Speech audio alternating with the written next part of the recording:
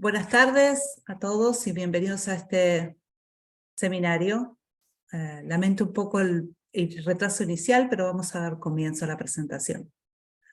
Este seminario es acerca de cómo implementar un programa estructurado de entrenamiento clínico supervisado en su institución. Soy Paola Álvarez y estamos en un seminario auspiciado por la Cámara de Comercio Argentino Texas, ATCC. Esta es una organización sin fines de lucros que promueve el comercio y la inversión entre Argentina y Texas. Proporciona una plataforma para que las empresas y las personas de ambos países se conecten, establezcan contactos y exploren nuevas oportunidades comerciales. La Cámara también ofrece apoyo y recursos para ayudar a las empresas a navegar por las diferencias culturales y superar los desafíos asociados al momento de hacer negocios en un país extranjero. La Cámara se dedica a fomentar una fuerte relación económica entre Argentina y Texas, promover el crecimiento y la prosperidad para ambas regiones. Es un honor para mí esta tarde presentar a Ricardo Ruggeri, bioingeniero y magíster en física médica. Se desarrolla como director técnico oncológico general del EBEN Salud.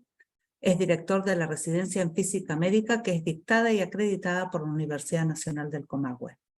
A su vez, desarrolla como vocal titular del Consejo Asesor de la Autoridad Regulatoria Nuclear, vocal de la Asociación Argentina de Radiocirugía, vocal de la Sociedad Argentina de Física Médica y director del Comité de Salud y Biotecnología de la Cámara de Comercio Argentino-Texas. También para mí es un gran honor presentar a Laura Padilla, física médica especializada en radioterapia de la Universidad de California, San Diego, donde también ejerce como directora de la Residencia de Física Médica. Forma parte de la Junta Directiva de la Comisión de Acreditación de Programas Educativos en Física Médica, CAMPEP, así como de la Junta de Acreditación de la Organización Internacional de Física Médica. Quiero tomar un segundo para agradecer a nuestros socios corporate por su constante apoyo en la Cámara, sin los cuales no sería posible realizar este tipo de actividades. Ellos son Pan American Energy, socio Gold, Duralite, Globant y PCR, socio Silver, Mayer Brown, Bractia y ProShells, socios Bronze. Bienvenidos nuevamente a este seminario. Quiero tomar un segundo para recordarles que existe la opción Q&A, en las cuales ustedes pueden hacer preguntas y vamos a tomar el tiempo para responderlas al final de las presentaciones. Muchas gracias. Ricardo, el micrófono es tuyo. Hola, ¿qué tal? Buenas tardes. Que a todo el mundo es buenas tardes, no creo que haya ninguno que sea de mañana. Voy ahora a hacer la presentación.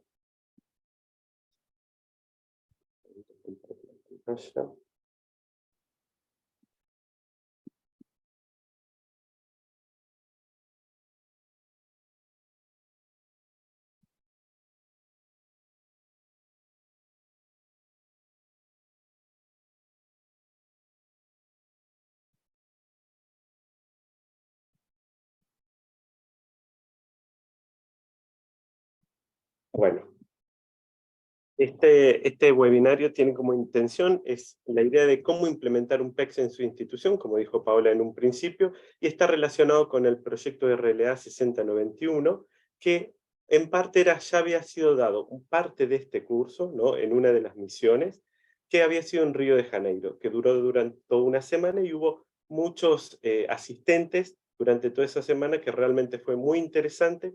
Y me fue pedido que pueda volver a contar esto, claramente resumido, no va a poder hacer todo, pero durante este pequeño webinar. Y parte de la intención fue invitarla a Laura Padilla para que vea el complemento. Yo pasé por la experiencia de que nuestra residencia en física médica pase por el proceso de una auditoría y luego lograr la acreditación de la IOMP, lo cual me parece que fue una experiencia muy gratificante, y un poco la idea es unir estos dos conceptos para que vean que es posible realizarlo en Latinoamérica. Esto fue un pedido de Simone Kudolovich, que es parte de la dirección de esta parte del proyecto, y por supuesto tiene la adhesión de Alfin, que apoya todas estas mociones educativas. Entonces la idea es presentar los primeros lineamientos para implementar un programa estructurado en entrenamiento clínico supervisado. Mi nombre es Ricardo Ruggeri, director del Centro Oncológico Integral. Este es el curso, ¿no?, que yo estaba mencionando anteriormente, que fue dado en Río de Janeiro, Brasil. Esto simplemente es para presentarlo, de que pueden bajar el material, consultarlo, porque se encuentra en la web. Esto fue facilitado y articulado por el Organismo Internacional de Energía Atómica. Bueno, entonces hablemos primero sobre los objetivos del curso, ¿no? El objetivo del curso y el objetivo de este webinar era la revisión de la bibliografía útil para su implementación, es adquirir herramientas para armar un programa estructurado de entrenamiento clínico supervisado. Van a escuchar muchas veces lo que se dice PECS, armonizado con las guías de Alfinil y las recomendaciones del Organismo Internacional de Energía Atómica. También la idea es que obtengan herramientas para empezar con una implementación de un PECS con la realidad de su institución y de su país. Esto es importante de ver cómo ustedes lo pueden articular a esto en cada realidad de su país. Y por último es entender la formación, evaluación y seguimiento por competencias. Esto es crucial. Acorde a las recomendaciones de las guías de formación académica y entrenamiento clínico para físicos médicos en América Latina, que es el documento que fue redactado hace muy poco a través del organismo, pero avalado por el ALFIN. ¿Qué no vamos a ver o qué no está al alcance de este webinar y el curso que dimos? Fueron las situaciones regulatorias de cada país. Esto no podemos mencionar todo esto. Y los programas académicos. No vamos a hacer poco en esto, sí vamos a mostrar cómo se articulan, pero no vamos a hacer poco en los programas académicos, sino en los programas de entrenamiento. Van a ver que yo voy a hablar bastante rápido, después me van a poder hacer unas consultas, pero la idea es tratar de mostrarle la mayor cantidad de contenido posible sin quitarle tiempo para las preguntas y respuestas, ni a Laura, que es muy interesante su presentación. Entonces empecemos con los pilares fundamentales. Hace muchísimo tiempo se creó este documento, el Físico Médico, y son los criterios y recomendaciones para su formación académica, entrenamiento clínico y certificación en América Latina. Fue el Human Health Report número 1, fue el primero en redactarse y formula la posibilidad de una realidad latinoamericana, lo cual para mí realmente es muy práctico y muy útil, ¿no? Y en esto se planteaba la idea de unificar radiología diagnóstica intervencionista con medicina nuclear para dar los primeros pasos, aunque después fue tratado independientemente entre las tres subdisciplinas de la física médica: radioterapia, radiología diagnóstica intervencionista y medicina nuclear. Después salió el documento de Human Health Series número 25, donde habla sobre los roles y responsabilidad en la educación y el entrenamiento de un físico médico clínicamente calificado. Y todo el mundo debe haber visto esta estructura, ¿no?, que es un poco los que están, sobre todo en la parte educativa, han visto este tipo de estructura. Los que nos queremos enfocar en esta estructura son en los programas acreditados, toda esta parte que se encuentra en la línea de puntos. Los programas de posgraduados en física médica, en la parte académica, más o menos se encuentran entre 1 a 3 años, es lo que recomiendan, y los de entrenamiento clínico supervisado, o los PECS que vamos a decir ahora, alrededor lo recomiendan de 2 a 3 años por cada disciplina. Entonces, si nosotros hacemos un resumen de los programas estructurados, podemos ver que los componentes académicos van entre 1 y 3 años como el mínimo, 2 a 3 años el entrenamiento clínico supervisado, con lo cual la formación de un físico médico en una subdisciplina irían entre los 3 y 6 años formativos. Y eso es realmente interesante de ver para la realidad que a veces tenemos en Latinoamérica. Si alguien se quiere dedicar, por ejemplo, a medicina nuclear y radiología diagnóstica intervencionista, esto quiere decir que como mínimo tendrá que tener un programa de entrenamiento puro de 4 a 6 años, y sobre todo en una realidad que a veces estamos empezando y no tenemos todas las áreas de incumbencia, porque la tecnología en nuestro país puede ser que no esté al alcance completamente.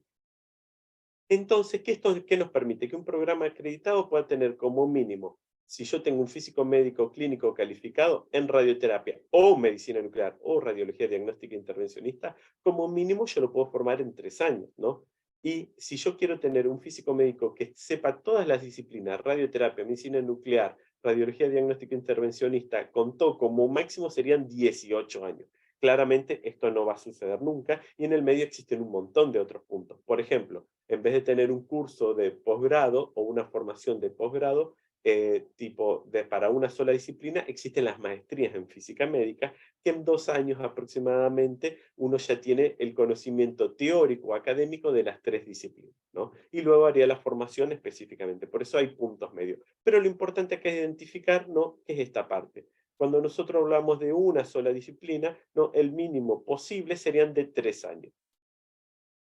Entonces, esto es para dejar un contexto, porque después más adelante lo vamos a ver, pero nosotros nos vamos a enfocar en esto, en los programas estructurados de entrenamiento clínico supervisado, que para nosotros serían los PECs. ¿Cuáles son las componentes que nosotros nos basábamos normalmente? En estos 3 documentos, que son recomendaciones del organismo, sobre el entrenamiento clínico de físico médico especializado en radioterapia, radiología diagnóstica intervencionista, o sea, el 37, el 47 y el 50, que es para medicina nuclear, ¿no?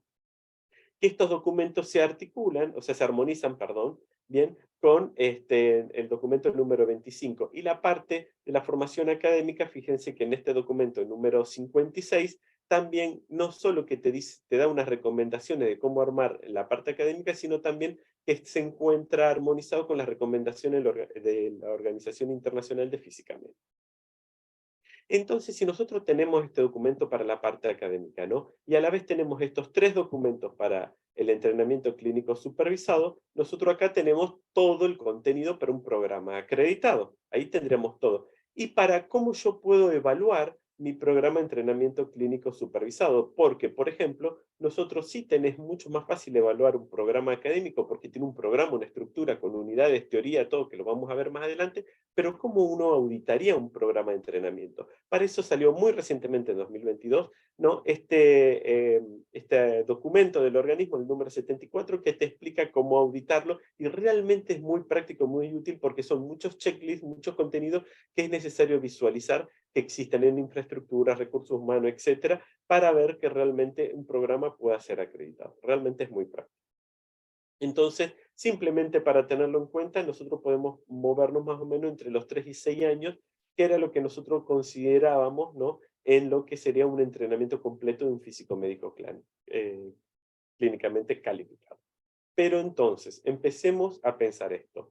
No tengo de 3 a 6 años de tiempo disponible en mi país por una realidad, o no tengo los recursos necesarios para cumplir todos los requisitos de la guía, porque por ejemplo en medicina nuclear te pueden llegar a pedir PET-CT u otros tipos de técnicas en medicina nuclear que capaz que en el país no lo posean o en su institución no lo posean. Sin embargo, pueden tener una fortaleza muy grande en otras técnicas como es PET-CT, por ejemplo, ¿no?, o terapias con yodo 131, o radioterapia 3D, y no llegar, o un MRT Panchut, y no llegar a un BIMAT o radiocirugía, pero sin embargo está con mucha fortaleza. Eso no quiere decir que uno no pueda empezar a implementar un programa de entrenamiento clínico supervisado.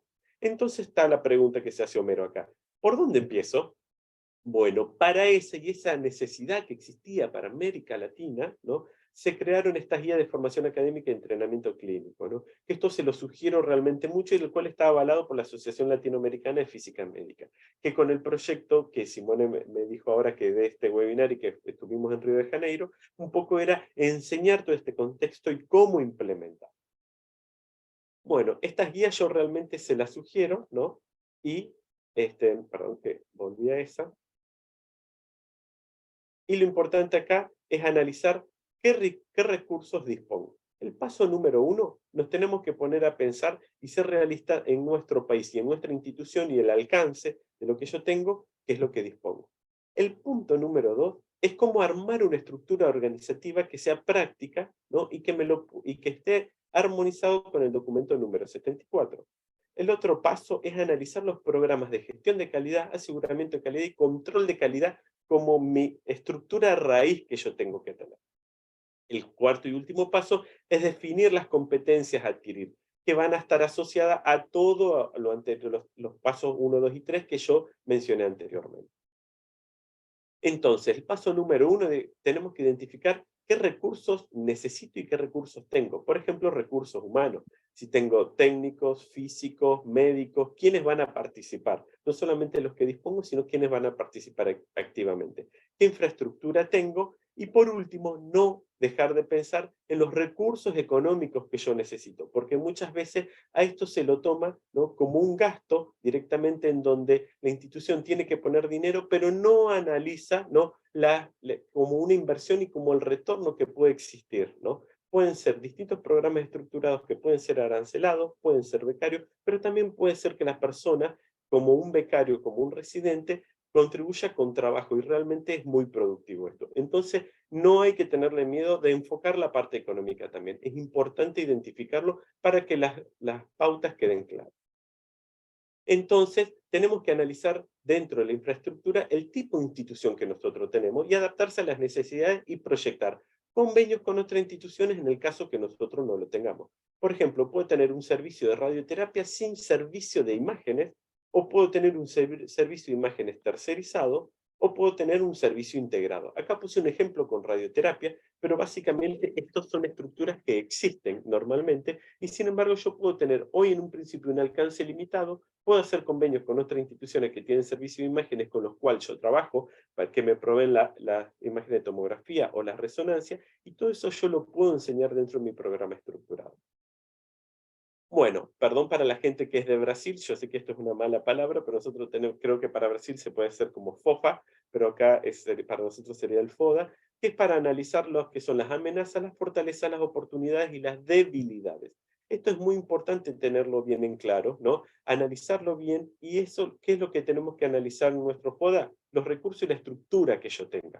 O sea, quiere decir que tengo que analizar mi infraestructura, mi recurso humano, mi equipamiento, mis convenios y las acreditaciones que yo pueda llegar a tener, ¿no? Y que pueda llegar a conseguir. Y es muy importante ser realista y ver todo lo que yo puedo poner, cuáles son sobre todo mis amenazas, ¿no? Y mis debilidades, para luego poder fortalecerla a lo largo del tiempo. Con esto, yo por fin puedo definir el alcance de mis PECs.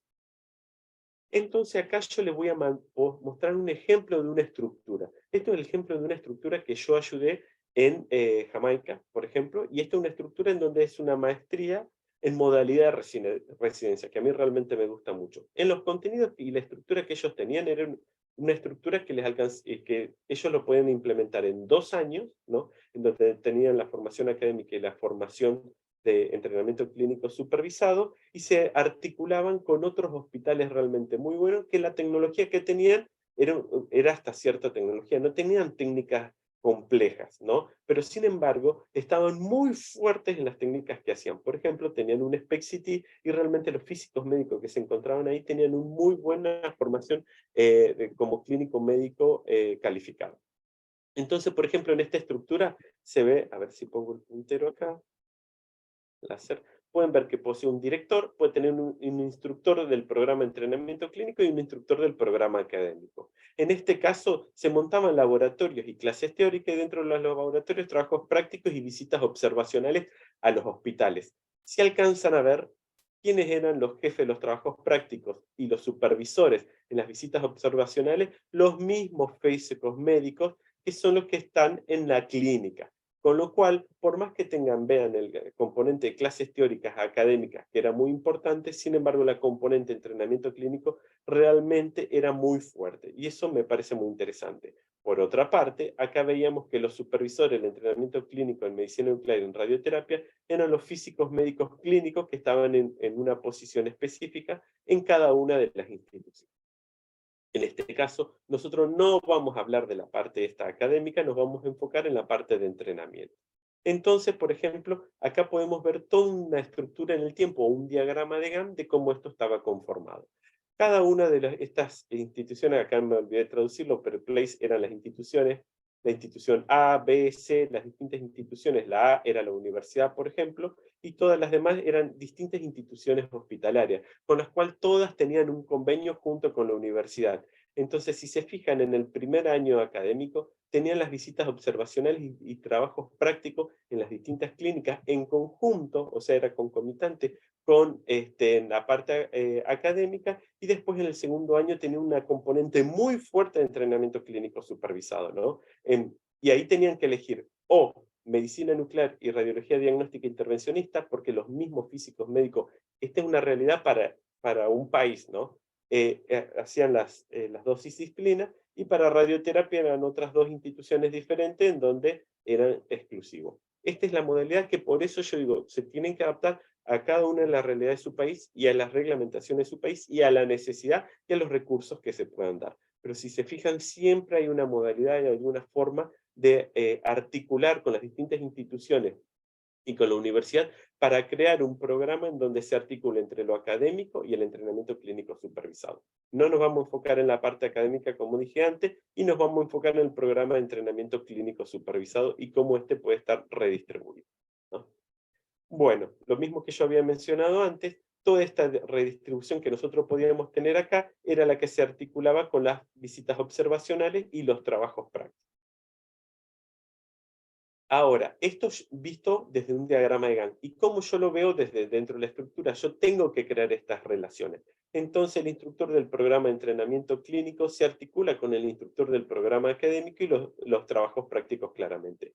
Y los supervisores de las distintas clínicas, si se fijan que antes yo le había puesto A, B, C, D, tienen que tener un criterio unificado para cada una de las disciplinas. Si es medicina nuclear y radiología diagnóstica intervencionista, tienen que tener un criterio unificado entre las distintas clínicas para que su formación sea coherente. Lo mismo que para radioterapia. Por eso quiere decir que a veces no necesariamente tiene que estar el programa estructurado en una sola institución, en una sola clínica, sino muchas veces se pueden realizar convenios y puede ser multicéntrico. Y esto es válido. Lo importante es tener un criterio unificado y tener una coordinación con todos los demás actores. Sobre todo si puede existir una coordinación con la universidad que dio el programa académico, ideal.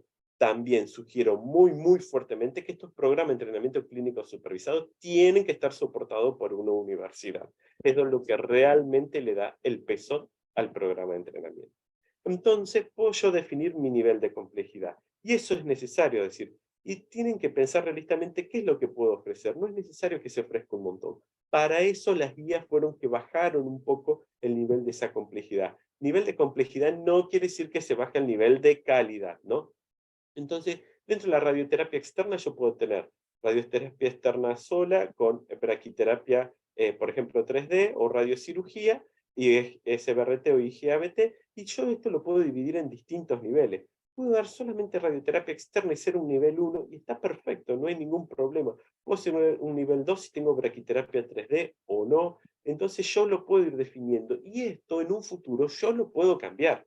Cuando yo vaya incorporando tecnología, vaya recomporando infraestructura y recurso humano idóneo, yo esto puedo ir creciendo. No quiere decir que un programa de entrenamiento sea estático. La idea es que sea dinámico y que vaya avanzando a lo largo del tiempo. Entonces también tengo que definir mis recursos y mis competencias que yo voy a tener. Ahí es donde entra el tema del aseguramiento de la calidad, que esto es lo importante. Si yo tengo un nivel 1, no quiere decir que mi nivel de mi aseguramiento de la calidad, mis controles de calidad, tanto en radiodiagnóstico como en tratamiento, dependan de mi nivel. No, para nada. Puedo enseñar unas competencias muy fuertes, puedo ser muy sólido, por más que yo no tenga un nivel tecnológico que pueda hacer técnicas complejas, ¿no? Y las responsabilidades siempre hay que dejarlas bien definidas. Estos son los 3 pilares que son transversales a cualquier nivel, ¿no? El aseguramiento de la calidad, los controles de calidad y las responsabilidades jerárquicas y operacionales, que son las misiones y las funciones de cada integrante de recursos humanos. Entonces, esto es algo que yo quiero mostrar muy bien y que por qué es importante, porque nosotros también es donde más lo vemos los físicos médicos, en donde es más fácil enfocarse en esto y después vemos el resto de las competencias que se pueden adquirir. ¿Qué es la garantía y el control de calidad, no? ¿Y qué es la garantía de calidad? Tanto la garantía como el control de calidad son actividades. La diferencia es que la garantía de calidad se enfoca en el proceso, ¿no? Mientras que el control de la calidad se enfoca en los productos. Sin embargo, ¿no? Lo importante acá es empezar a hablar de calidad en gestión, ¿no? Y ambos son el conjunto de ambas actividades, pero en una, como habíamos dicho, los procesos y el otro los productos, y en esto básicamente se enfocan en que nos tenemos que enfocar en el proceso y los procedimientos de cada uno. Y calidad en proceso quiere decir que es garantía o aseguramiento de la calidad. Y la calidad en los procedimientos es lo que nosotros conocemos como control de calidad. ¿Qué pasa si yo incorporo la calidad en proceso y la calidad en los procedimientos, ¿no? Yo los optimizo todo el tiempo. No me quedo estático en un manual en donde yo lo escribí, sino que yo lo fui mejorando a lo largo del tiempo. Esta optimización de mis procesos, de todo mi flujo de trabajo y de mis procedimientos, es un sistema de gestión de calidad. Es otro nivel, es la optimización. Y eso es lo que principalmente hay que enfocarse. Entonces, cuando nosotros pensamos en hablar de trabajar por procesos o trabajar bajo un sistema de calidad, tenemos que tener en cuenta que tenemos que tener incorporados estos 4 pilares. Que es un proceso, es un conjunto de tareas que crean un flujograma, que un procedimiento es una descripción de una tarea del servicio, que un protocolo es este procedimiento o esa tarea que yo realizo todos los días, pero avalado por un organismo oficial. Por ejemplo, si yo tengo que hacer la dosimetría de referencia, voy a seguir la del 398, que es un protocolo del Organismo Internacional de Energía Atómica. Eso es un protocolo. Y un procedimiento es, por ejemplo, cómo yo hago mi control de calidad diario en mi equipo. Y las instrucciones de la descripción del manejo del equipo. Todos estos documentos que yo tengo, ¿no?, me van a certificar mi calidad, me va a analizar el tema de los costos y me va a permitir certificar, ¿no?, mi servicio. Cuando yo hablo de certificar mi servicio, también estoy hablando de certificar mi sistema educativo que yo voy a tener internamente. Entonces, en grandes resúmenes, ¿no?, mi conjunto de normas que yo voy a tener tiene que tener estos 4 pilares en donde tienen que estar muy bien definidos. Y un proceso, como habíamos dicho nosotros, es simplemente un flujograma. Y hoy alcanza con solamente escribir un flujograma. No hay que escribir un documento. Y los procedimientos, protocolos e instrucciones son documentos súper sencillos en donde, ¿qué tenemos que poner ahí? ¿Cuáles son los alcances? ¿Cuáles son las limitaciones? Y sobre todo, ¿quiénes son los responsables? ¿Quién es el recurso humano interviniente? Entonces, cuando yo hablo de gestión, garantía y control de calidad, y yo lo quiero ejemplificar bien, veamos un ejemplo, como por ejemplo existen en el organismo internacional las QUATRO, las QUAN 1, las QUADRIL. Dentro de esto podemos decir que un QA es la implementación de un manual de normas, como habíamos especificado anteriormente. Un QC, que es un control de calidad, es la implementación según los protocolos, y la automatización es la optimización de mis procedimientos, cómo yo los puedo hacer más rápido y mejores. Una vez que yo tengo estos primeros, el punto 1, 2, 3, yo puedo pensar en una acreditación nacional o internacional, ¿no? Por ejemplo, teniendo una acreditación parcial. Puede ser que no acredite todo, que acredite un servicio o acredite una parte. Y en el paso número 5 puedo tener una acreditación nacional o internacional con una acreditación total, por ejemplo, para una mejora continua. Y ustedes van a decir, ¿y esto que es muy del servicio, de mi calidad? ¿Cómo esto se articula, por ejemplo, con una acreditación y de sistema educativo, tipo la IMP? Bueno, el sistema es muy similar y existen estas acreditaciones parciales también, ¿no?, que después tienen distintas especificaciones que la va a comentar Laura, o pueden ingresar a la página de la IMP y pueden ver el resto de los requisitos. Pero enfoquémonos en estos 3 pilares que me habíamos dicho. Si se fijan, QC, QA y automatización de QC. Entonces, acá es lo que lo tenemos compuesto. Tenemos control de calidad, que lo está englobado bajo el programa aseguramiento de calidad, y gestión de la calidad, que engloba todos estos dos. Entonces, resumiendo, esto es control de calidad, esto es garantía de la calidad y esto es gestión de la calidad. Y si yo lo tengo que transformar en palabras más simples, esto es un control operativo que yo hago, esto es un registro o un seguimiento, y por último, mi gestión de calidad es la optimización de mi proceso. Esto es todo lo que hay que demostrar. Y posteriormente podré pasar un paso 4 y 5. Que no nos vamos a enfocar en esta parte, en esto. Pero lo que sí nos vamos a enfocar nosotros ahora es cuáles son las competencias a adquirir que nosotros necesitamos teniendo estos programas de control de calidad, aseguramiento y gestión de calidad. Porque esto que yo hago en mi institución, ahora tengo que ver cómo yo lo enseño, cómo enseño estas competencias. Bueno, entonces resumiendo, pongámonos a pensar qué es lo que tenemos que hacer. Entonces, ¿qué formatos tienen los programas formativos y qué opciones yo puedo articular? Son las primeras 2 preguntas que nos da a pensar cuando vemos toda esta información. Entonces, nos ponemos a pensar. Es decir, ok, decime cómo es un programa formativo, que es un programa estructurado. Normalmente, dentro de un programa estructurado, nosotros sabemos que lo podemos dividir en módulos. Módulo 1, módulo 2, 3, 4, y el módulo 1, por ejemplo, tiene su formación teórica, y hay módulos 2 que pueden tener formación teórica y formación práctica, como teóricos prácticos. Todos nosotros hemos ido a la facultad y hemos tenido materias, ¿no?, o módulos en donde era puro teoría, y otras en donde tenías, por ejemplo, práctica. Anatomía yo tuve, por ejemplo, y tenía mi formación teórica y tenía mi laboratorio en donde tenía que tener cosas prácticas. Pero tenía otras materias que eran pura y exclusivamente teóricas.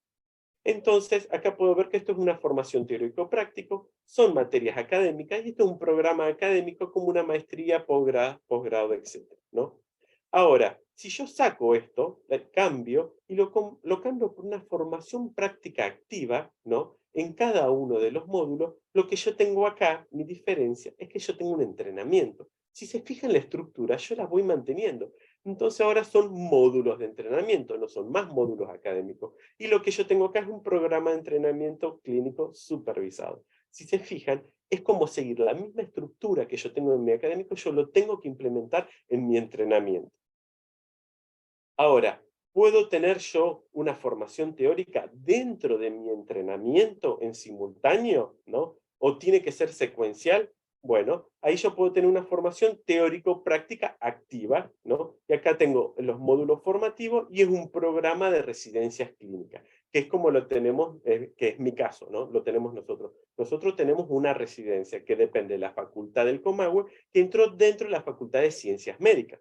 Dentro de Medicina estamos igual que la parte de los médicos y lo que se hace son la misma cantidad de años, las mismas incumbencias, todo lo mismo. Y tiene formación teórica, hay que cumplir seminarios, materias, todo, y la formación práctica activa, que es la clínica, ¿no? Como una residencia propiamente dicho. Con lo cual, en nuestro caso, en vez de ser secuencial, ¿no? Es en simultáneo o concomitante la formación teórica que la formación práctica activa. Pero cuando nos ponemos a hablar de competencias, que lo hablé antes, uno se pregunta, ¿y esto qué es? ¿No? Por competencia se entiende la concatenación de saberes, no solo de pragmáticos y orientados a la producción, sino aquellos que articulan con la concepción del ser, del saber hacer y del saber convivir. Acá lo importante es una concatenación de saberes orientado a la producción, ¿no? Es decir, bueno, si yo hago esto como control de calidad, veo cómo yo lo puedo enseñar y cómo lo puedo evaluar. Son las dos cosas principales, ¿no? Y acá lo importante es decir, esto tiene que ser una aplicación, ¿no? Es el saber hacer como una aplicación de la información disponible y lo importante es la perspectiva para mejorar la calidad de vida de toda la población. Entonces, ¿qué es lo importante? Si yo tengo mi control de calidad, aseguramiento de calidad, por ejemplo, que es lo que más vemos nosotros, ¿cómo esto yo puedo enseñar esta competencia y cuáles son los beneficios que esta competencia me da? Entonces acá yo puedo analizar esta parte, que para una competencia es necesario realizar cambios metodológicos, didácticos y actitudinales que nosotros normalmente no lo veíamos en la formación académica. Y acá es muy importante incorporar lo que se llaman las TICs, que son las herramientas tecnológicas, ¿no? Que te permiten para la formación del estudiante. Y esto es lo que te va a permitir hacer que mi programa de entrenamiento yo lo pueda hacer mucho más dinámico y sea mucho más fácil, sobre todo para poder seguirlo. Y acá existen distintas herramientas, como Mentimeter, Genial y Kahoot, Classroom, lo sugiero realmente mucho, que es para organizar las distintas actividades, ¿no? Que va a tener que tener el estudiante para luego poder hacer la evaluación de las competencias, que ya lo vamos a mencionar más adelante, que se llaman rúbricas.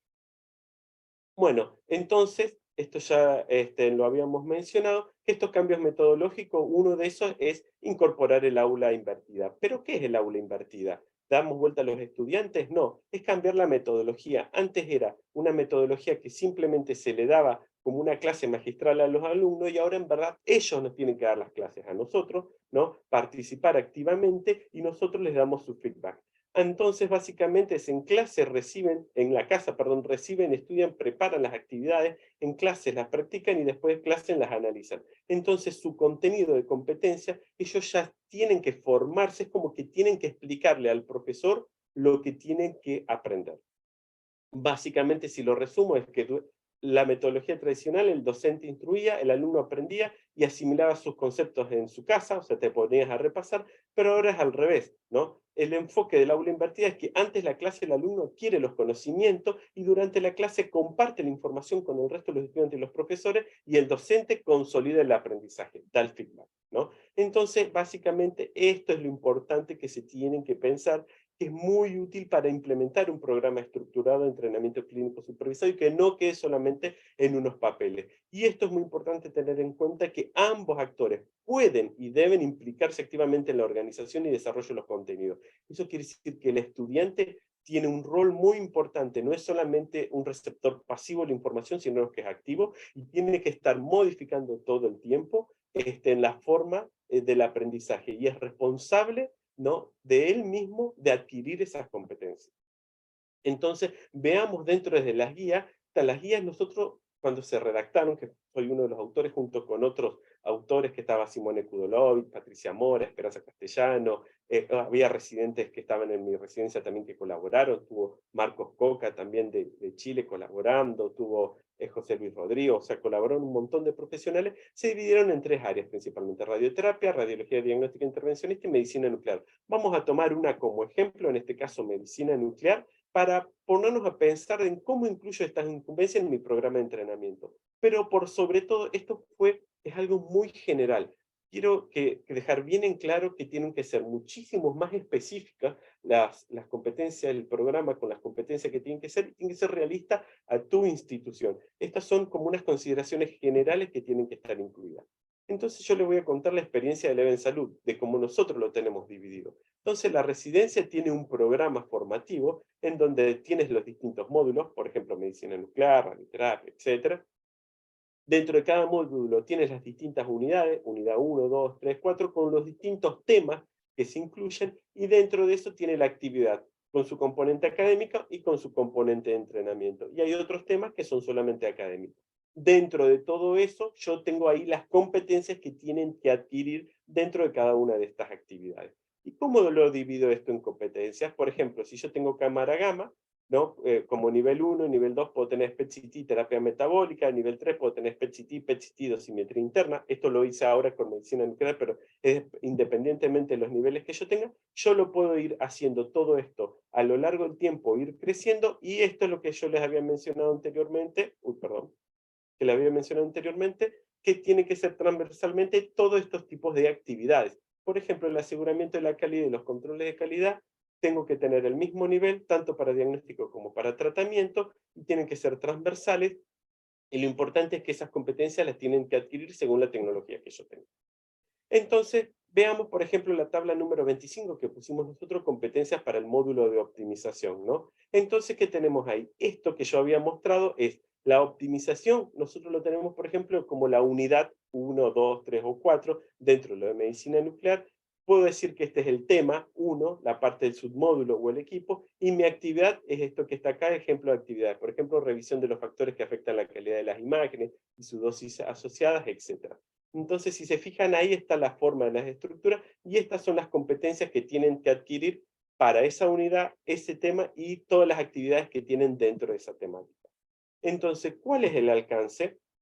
Y el alcance que yo le voy a dar es según el nivel que yo puedo ofrecer en mi institución o las instituciones con las que ya tengo convenio. Lo importante acá es armar un buen programa, aunque sea pequeño, pero bien estructurado y que se vea que está muy sólido.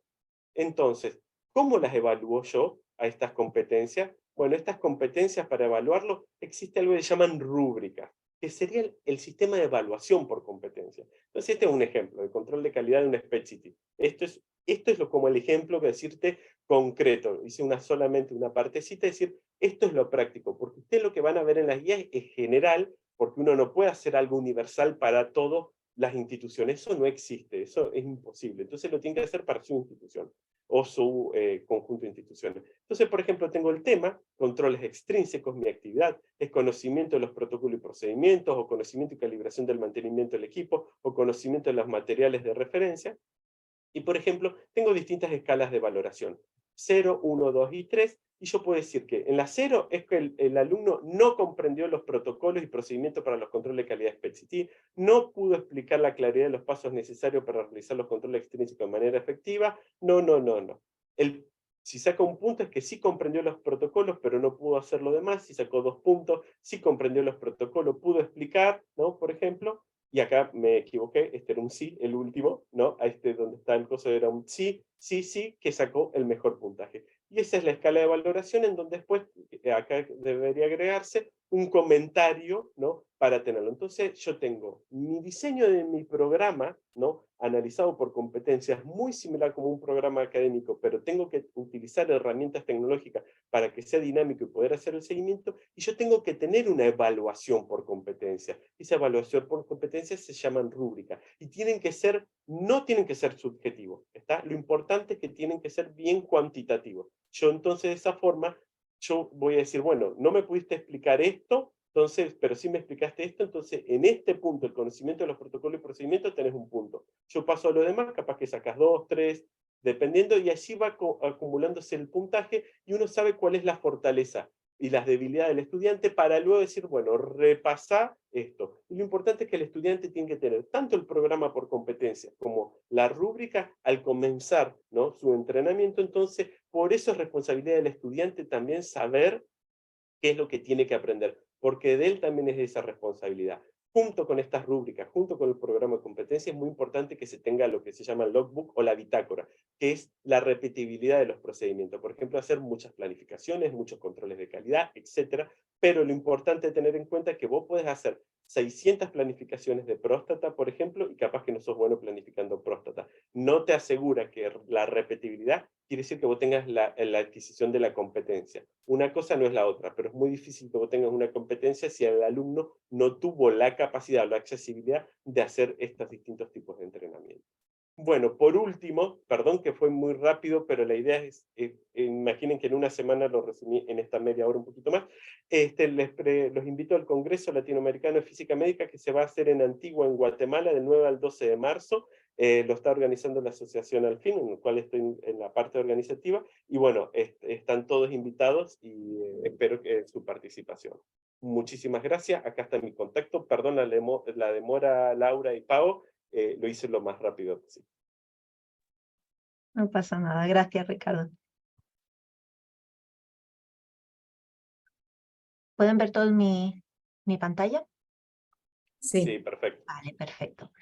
Buenas tardes a todos, me llamo Laura Padilla y como dijo Paola, soy física médica en la Universidad de California, San Diego y soy miembro de la Junta de Acreditación de la IOMP. Voy a intentar hacer mi presentación rápido para que no estemos aquí más de lo necesario. Así que si hablo muy rápido y tenéis preguntas luego, me las hacéis, no hay problema. Hoy les voy a hablar sobre la acreditación de residencias por la Organización Internacional de Física Médica o IOMP. Voy a empezar hablando un poquito sobre la IOMP y cuál es su misión. La misión de la IOMP es avanzar la práctica de la física médica a nivel mundial mediante la difusión de información científica y técnica, el fomento del desarrollo educativo y profesional de los físicos médicos y la promoción de servicios médicos de la más alta calidad para todos los pacientes. Entonces, dentro de la IOMP hay una junta de acreditación de la cual yo soy miembro. La junta de acreditación apoya esta misión a través de la evaluación y de la acreditación de programas de formación en física médica. Para conseguir ser acreditados, los programas deben demostrar que la formación impartida es, 1, de la máxima calidad y 2, que satisfacen los más altos estándares establecidos por la IOMP en colaboración con organizaciones internacionales. La Junta acredita programas de todos tipos, acredita programas de posgrado, de entrenamiento clínico supervisado y de desarrollo profesional continuo. Aquí nos centraremos en los programas de entrenamiento clínico supervisado y les daré una visión general del proceso de acreditación. Empezando por qué es lo que revisamos durante la acreditación.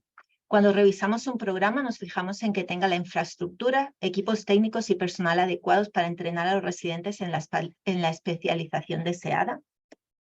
También miramos las calificaciones educativas de los residentes, quiere decir qué formación educativa se requiere a los candidatos que aplican a ese programa, así como el plan de estudios que tiene el programa para el entrenamiento clínico. Eso incluye aspectos como la duración del programa, los módulos de entrenamiento clínico que se tienen y las evaluaciones de los residentes.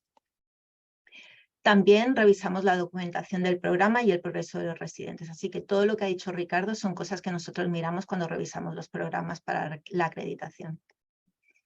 Esas son las características principales, pero además revisamos otros aspectos del programa que podéis encontrar en nuestra página web. Aquí tenéis un código QR que está enlazado a la página web de la IOMP.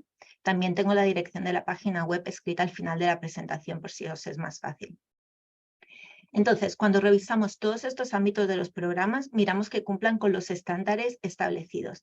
Y eso quiere decir, ¿de dónde salen esos estándares? Esos estándares están basados en la Declaración Normativa número 2 de la IOMP y en recomendaciones y guías de otras organizaciones profesionales, regionales e internacionales, como la OIEA, el ACSEM, AAPM, CAMPEP, EFOMP, etc. Hasta ahora hemos hablado del objetivo de la Junta de Acreditación, de algunas de las características de los programas que revisamos y de dónde vienen los estándares de la acreditación que usamos. Pero, ¿de qué va el proceso de acreditación? ¿Cuáles son los pasos? El paso 0 del proceso es revisar el formulario de solicitud y realizar una autoevaluación del programa para evaluar si el programa está preparado para la acreditación. Una vez está hecho eso, el proceso se empieza contactando al presidente de la Junta de Acreditación para discutir la posible acreditación del programa. Entonces se rellenan el formulario de solicitud y los documentos justificativos. Todo esto está en nuestra página web. Todo se debe completar en inglés y en este punto también se paga la tasa de solicitud. La solicitud es revisada por un equipo de evaluación de la IOMP que consiste de 3 miembros. El equipo se comunica con el solicitante para aclarar cualquier duda que surge y una vez está todo claro, el equipo redacta un informe.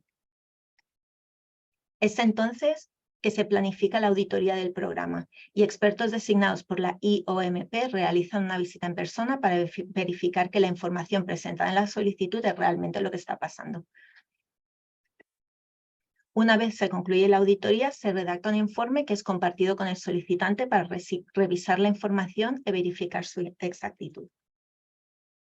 Este informe final y las recomendaciones se someten a votación a la Junta de Acreditación y finalmente, una vez está todo esto hecho, el informe final, los resultados de la evaluación, se envían al Comité Ejecutivo de la IOMP para su aprobación y la emisión del certificado de acreditación, si es el caso.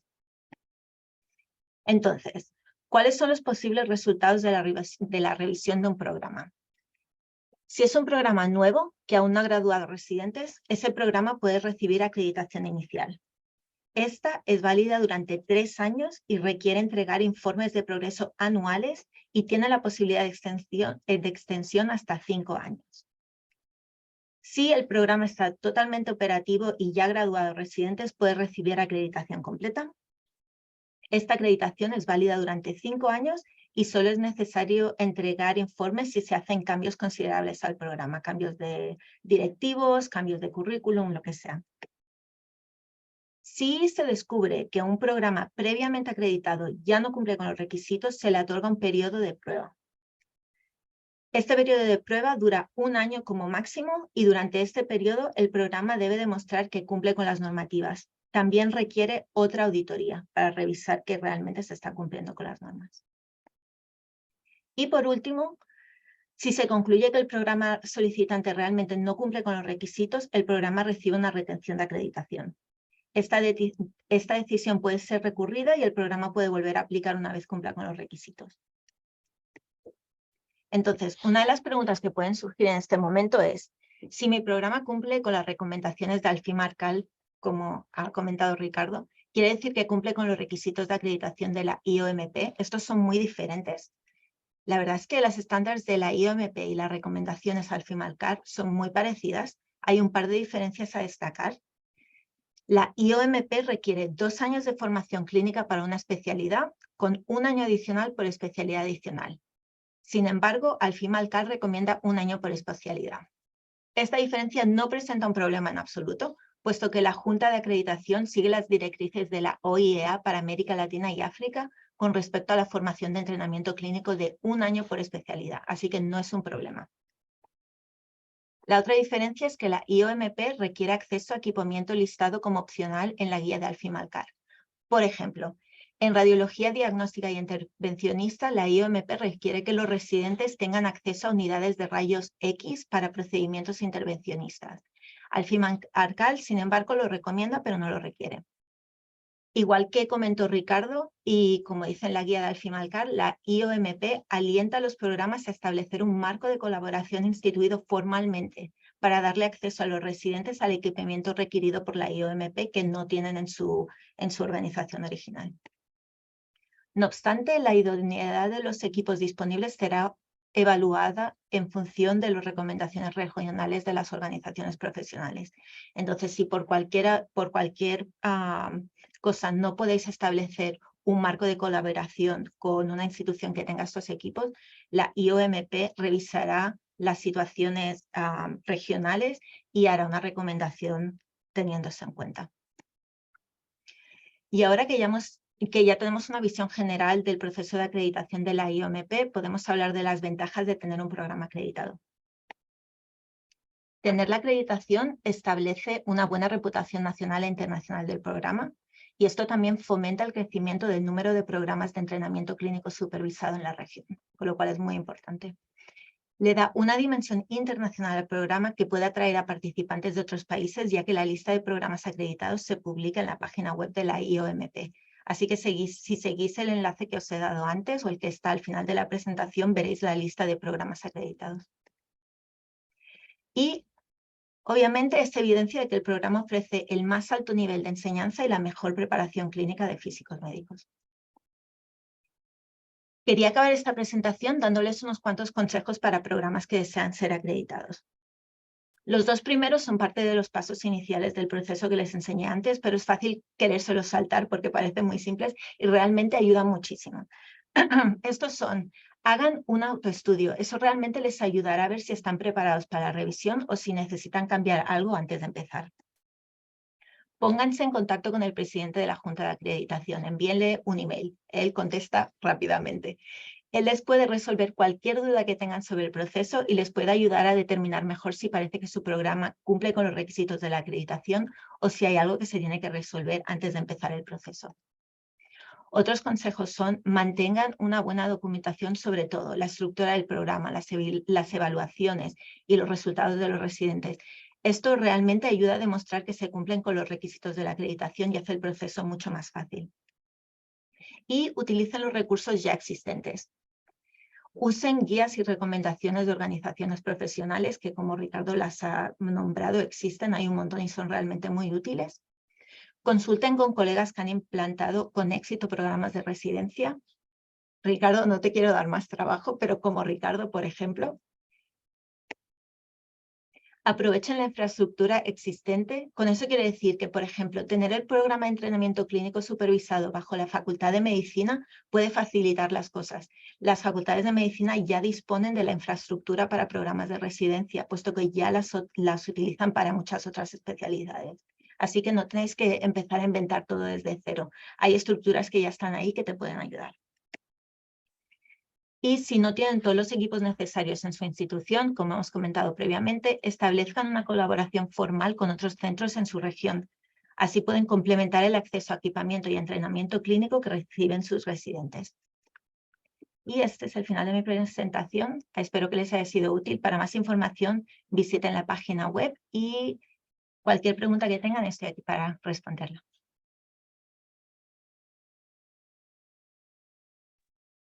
Muchas gracias, Ricardo. Muchas gracias, Laura, por la presentación. Estoy viendo que Ricardo creo que tiene problemas técnicos para comunicarse. Así que en estos momentos abro la sesión para cualquier pregunta que tengan los participantes, por favor. Les recuerdo de poner sus preguntas en el Q&A.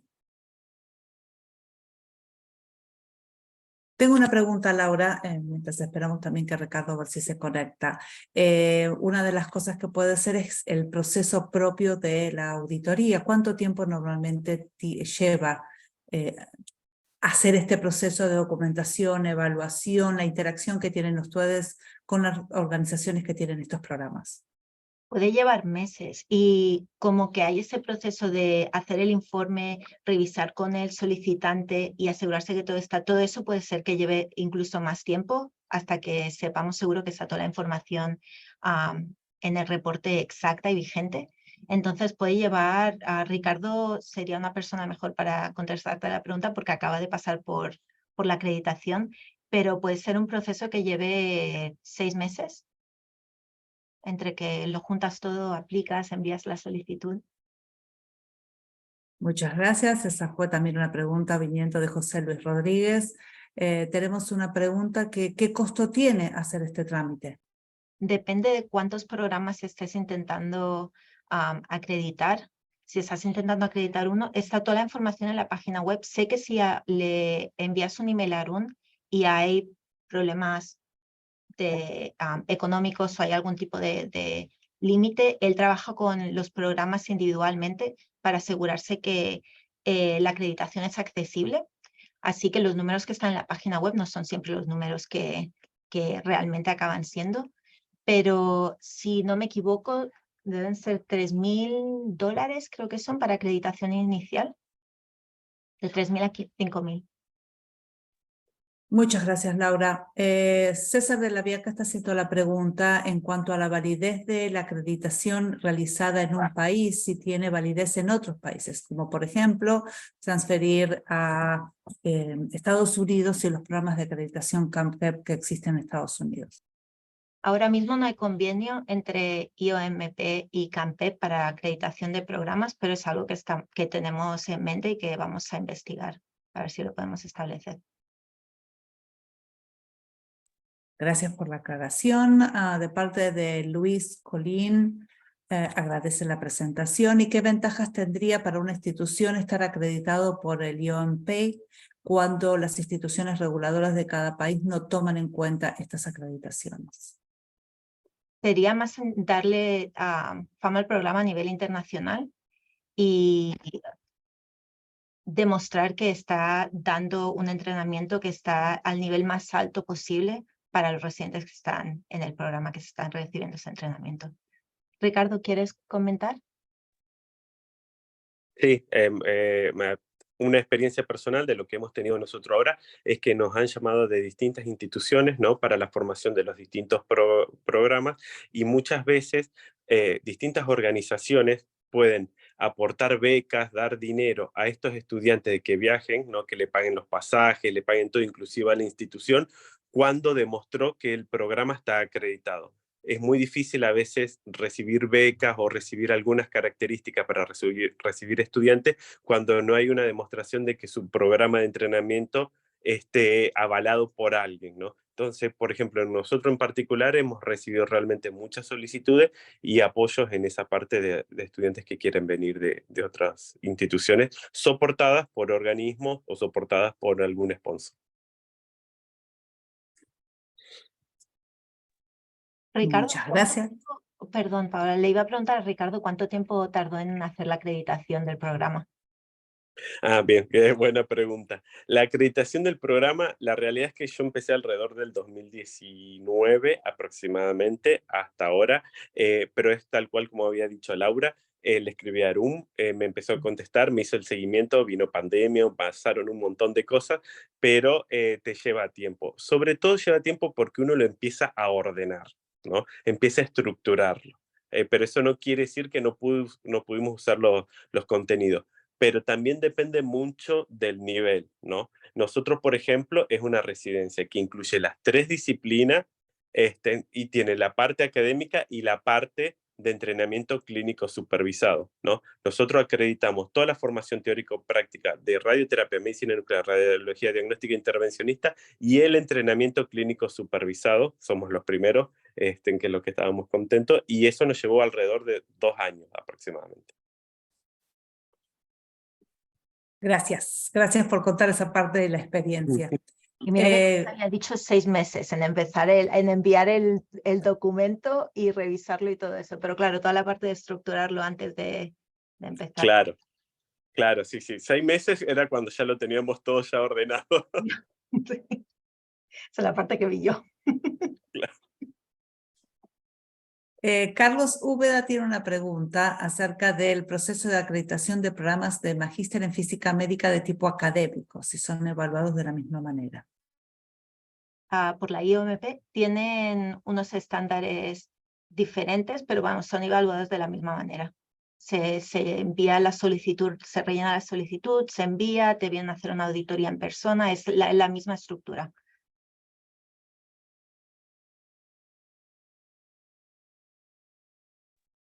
Hay una pregunta de Ana María da Silva, dice, ¿cómo evalúan la integración entre los programas de residencia médica, de otro tipo de profesionales de salud, y los programas de entrenamiento de física médica?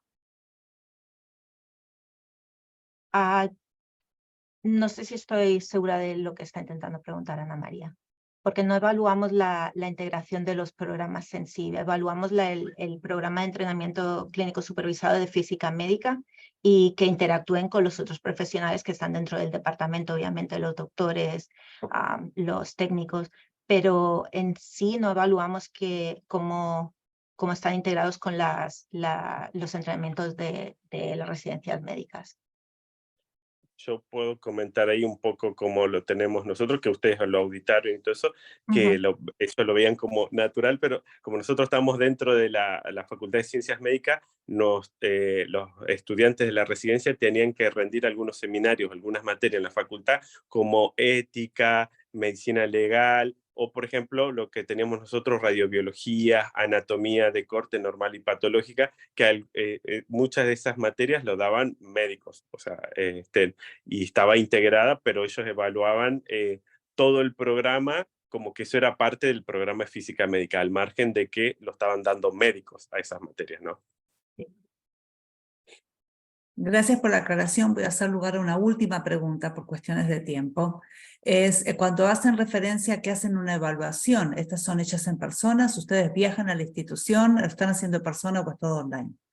Sí, viajamos a la institución y hacemos la evaluación en persona. La primera fase es rellenar los documentos de solicitud y todo eso. Y la primera fase de la evaluación es revisar esos documentos para ver que toda la información está ahí. Y una vez está todo eso hecho, es cuando se va en persona a evaluar el programa y hacer una auditoría. Y ahí viajamos a la institución, nos reunimos con los estudiantes, los residentes, con la gente, todo el personal, los directores, los supervisores, y realmente verificamos que la información que se ha dado en la solicitud es lo que se está haciendo en realidad. Bueno, muchas gracias, Ricardo, Laura, muchas gracias por toda la información, gracias a todos los participantes. Insisto otra vez, dejo abierto que existen los correos electrónicos de las personas, así que todas las preguntas, o si tienen más, pueden hacerlos. Agradezco a la Cámara por la oportunidad de tener este espacio para anunciar estas actividades y bueno, buenas tardes a todos. Muchas gracias. Muchas gracias.